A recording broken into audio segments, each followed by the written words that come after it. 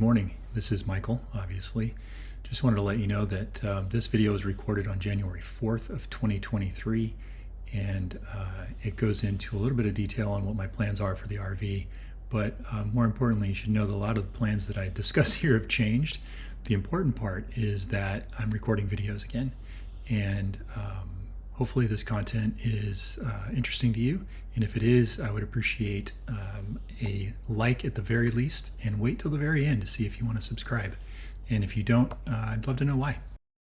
Hey, Michael here. Just wanted to give you an update. We haven't talked in a while. We're still here in Dallas. We're still working on the garden and working on all the things that we talked about before. But I've been working on this little project. I've posted a couple Instagram pictures on it. I wanted to give you a video tour of the thing. It's going to be a walking tour. I'm going to be behind the camera most of the time, so just follow along if it interests you, and if it does, subscribe and follow along for the updates. But we're going to go into rapid development now, and that starts with waterproofing the outside, and I'll detail the rest in the video. Right now I'm calling it Experiment 626. I wanted to buy it as an experiment to see if I could build an office with a bed and a sink and all the other things that I could take on the road and go live off grid for a couple of weeks while I build things. I'm a software developer by trade. So that's my plan with this thing.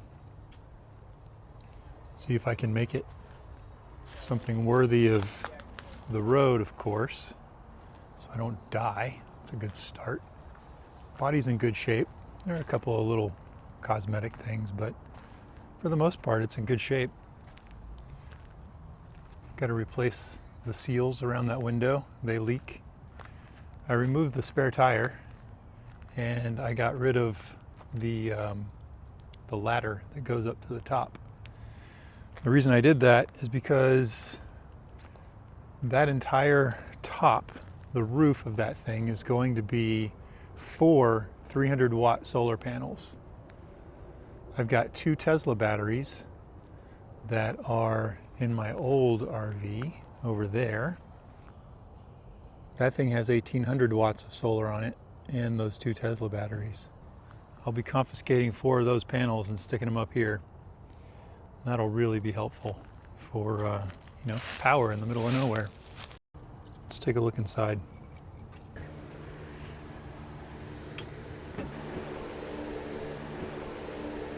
Kill this fan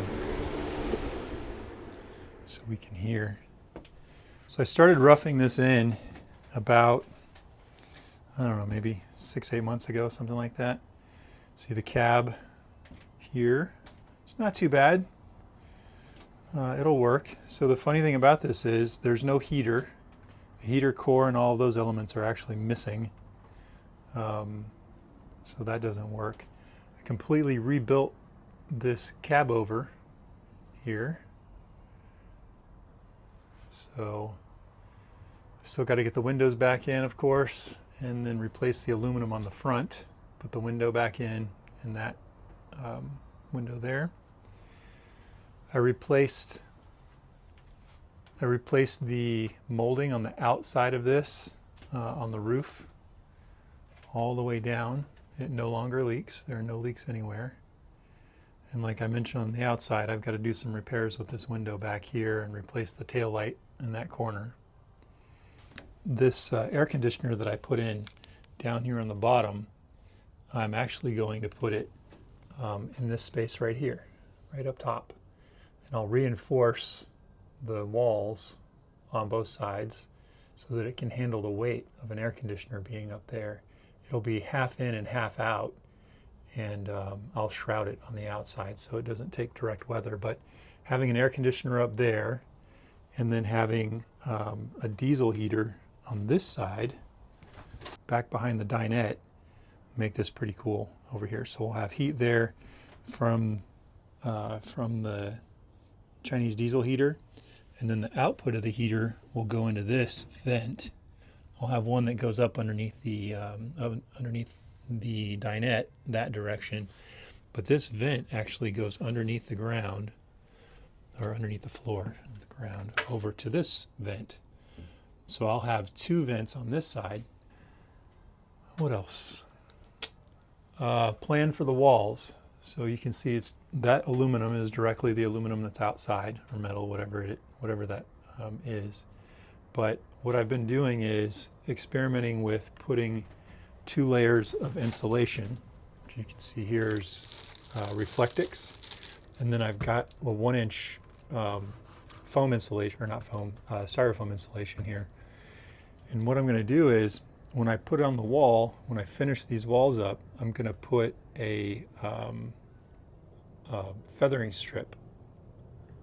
I'll put a feathering strip on the outside of this, and then another inch of insulation out here. So we'll have basically 2 inches plus this Reflectix against the aluminum.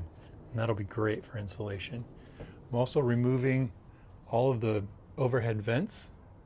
So that vent, the air conditioner that was right here, that thing was a power hog. The refrigerator vent that was there. Then I've got 2 sewer vents. So I've got the gray water vent that was there. Actually, that was a sewer vent that's there, the black water vent.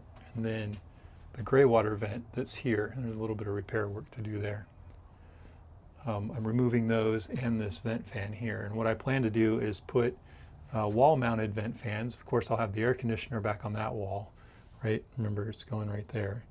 And then my plan is to do an exit vent up in this part up here in the cab somewhere. Not quite sure where, but the reason is I want to be able to mount the solar as flat as possible. So I reduce my vertical height so I can go under more bridges and, you know, go more places. My other plan is to wall mount as much of the solar equipment as possible. So most people, you'll see them bury it in a wall or bury it in a cabinet or bury it and hide it from view. But my goal with this van is to make it feel a little bit like a high-tech spaceship. I know it's hard to visualize right now, but I can see the plans completely clearly in my head. So it's going to be great. So I'm going to mount as many things on the walls and visibly as possible so that not only are they easy to access, but it'll also provide a really neat visual effect. At least I hope it does.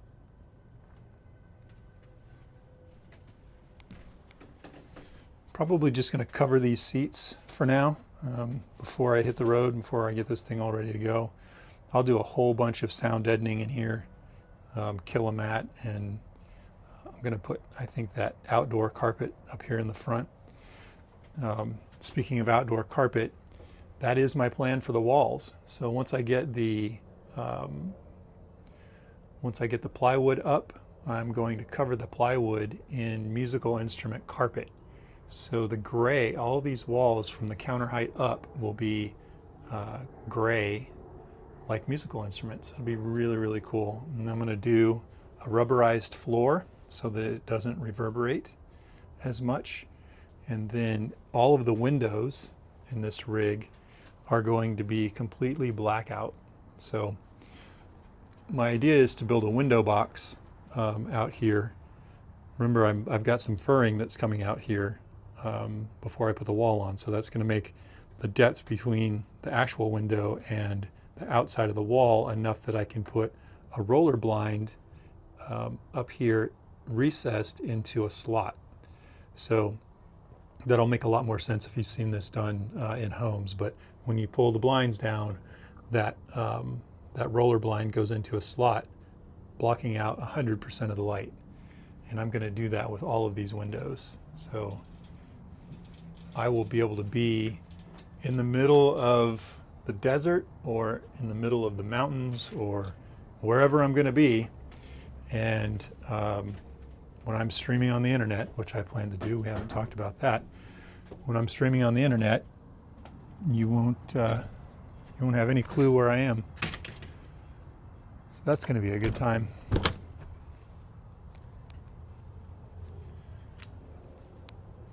Probably going to do the outside of this RV last. I've got a lot of work to do on the inside, but really what I need to do is finish getting it waterproof. Then I can start on the inside, you know, in earnest. Oh, if you're wondering, this van over here, this beige van, it's a donor van. So you'll notice the front quarter panel here has some damage to it. The bumper there has a little bit of damage to it.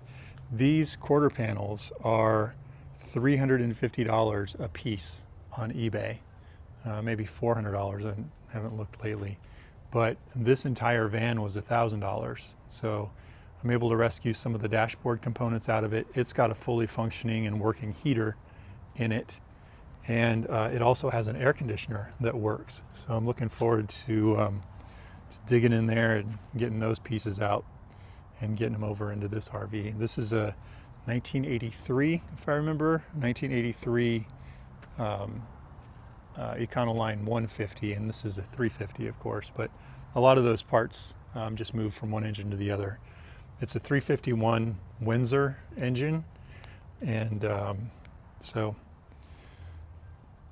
it's got plenty of power, plenty of horsepower to get the job done. So that's a tour of where I am at the moment. It's been kind of an interesting process getting here.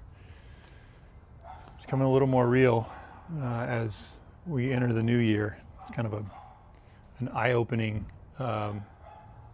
mark, because I bought this rig 1 year ago, January 26th. So this wraps up the video. The next one will be more about getting the RV waterproofed, getting the aluminum reattached to the front, and then showing some detail about how I got the back driver's side wood rot fixed. It's quite a fiasco. It took several days, so looking forward to getting into that one. If you did like the video, I'd appreciate the actual like, and you know, if you feel like subscribing, that would be amazing too. I'll take a like though. Talk soon.